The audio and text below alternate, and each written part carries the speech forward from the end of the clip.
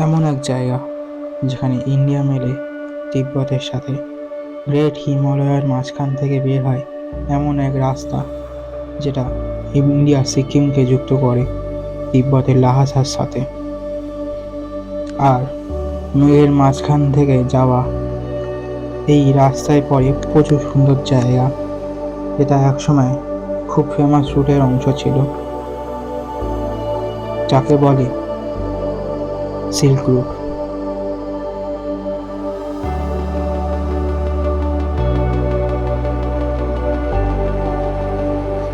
যেখানে দুটো দেশের মধ্যে শুধু ব্যবসায়ী নয়, বরং বিচার, সংস্কৃতি এবং স্বভাবেরও মেলবন্ধন হতো, যার জীবনটা প্রমাণ হলো সিকিমের এই সুন্দর ভিলেজ।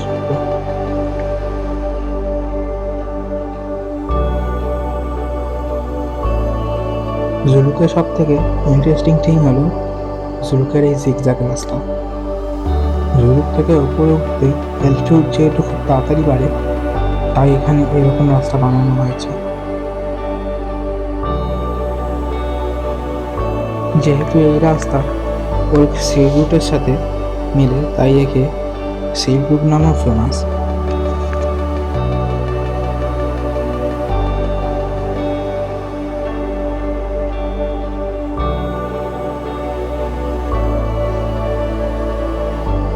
জুলুকের এই জিগজ্যাগ রাস্তার পরে সিকিমের সব থেকে হাইয়েস্ট ভিলেজের মধ্যে এক ভিলেজ, যার নাম হলো নাথা।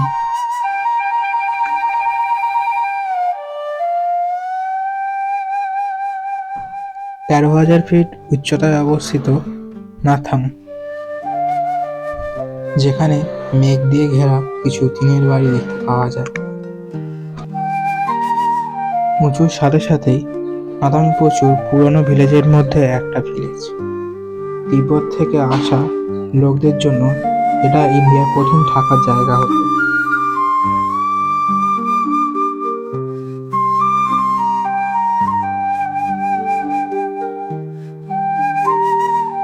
নাথাং থেকে কিছুটা দূরে আর্মির একটা অদ্ভুত মন্দির রয়েছে।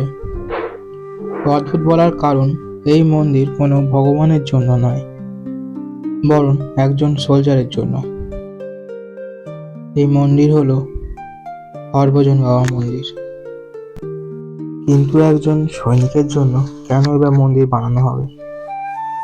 তার কারণ হলো, হরভজন বাবা এমন একজন সৈনিক ছিলেন যিনি শহীদ হয়েও এখনো নিজের ডিউটি পালন করছেন।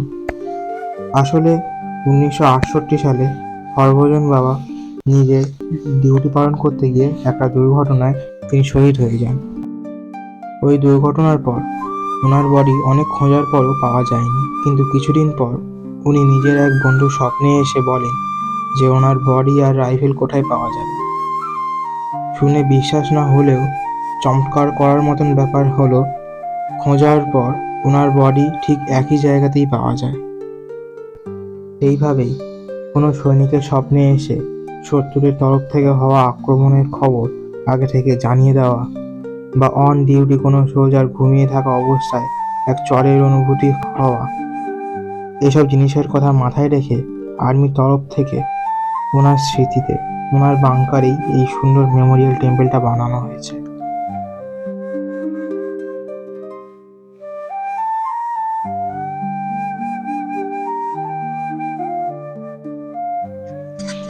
যেখানে প্রত্যেকদিন সকালবেলা ওনার ইউনিফর্ম রেডি থাকে, ওনার বেড তৈরি করা থাকে।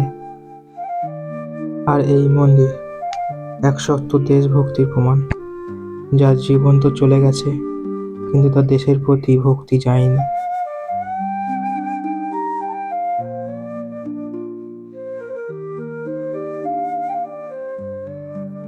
নাটাঙের পাশে এই সিল্ক রুটে কিছু লেক পড়ে, যা নিজের অদ্ভুত শেপের জন্য বিখ্যাত।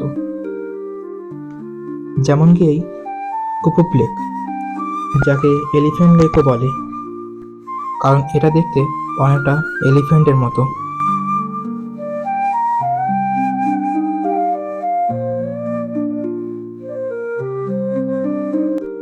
এখান থেকে কিছুটা দূরে খুব সুন্দর এবং খুব ফেমাস একটা লেক আছে, যার নাম হলো ছাঙ্গু লেক।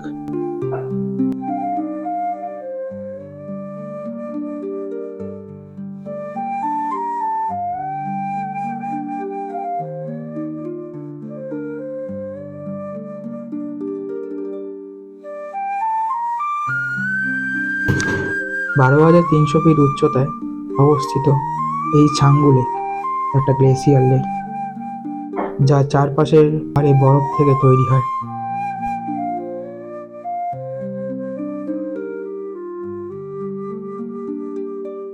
কিছু থেমে থাকা, কিছু বয়ে যাওয়া মেঘের মধ্যে অবস্থিত এই জায়গায় পুরনো ঘর আর সিল্ক রুটের সাথে যুক্ত রাস্তার গল্প আমাদের পুরনো সময় নিয়ে যায়।